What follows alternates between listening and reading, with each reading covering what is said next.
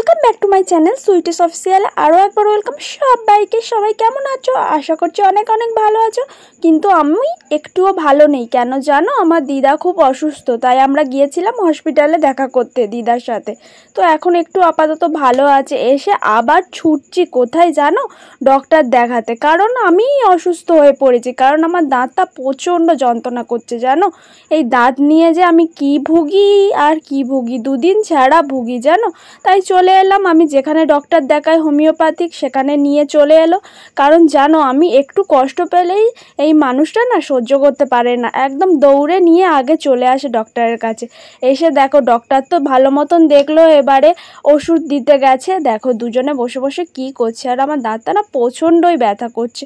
দুদিন ছাড়া এই দাঁত নিয়ে খুব কষ্ট পাই জানো তো। তাই আমাকে ওষুধ খেয়ে যেতেই হয়। তারপরে গিয়েছিলাম ওখান থেকে বাজারে, জানো ঘরে একটুও বাজার নেই। তাই হসপিটাল থেকে একদম দৌড়ে নিজে ডক্টর দেখালাম, তারপরে আবার চলে এলাম একটু বাজার করতে। এখান থেকে যা বাজার লাগবে দুজনে নিয়ে নিলাম। চলো এবারে বাড়ির দিকে যাওয়া যাক। আর খুব খিদে পেয়ে গেছিলো জানো তো, সেই কখন বেরিয়েছি।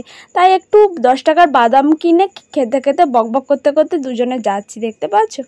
সব কাজ সেরে চলো এবার বাড়ির দিকে যাওয়া যাক। ভিডিওটা ভালো লাগলে লাইক কমেন্ট শেয়ার আর সাবস্ক্রাইব করে দিও। বাই।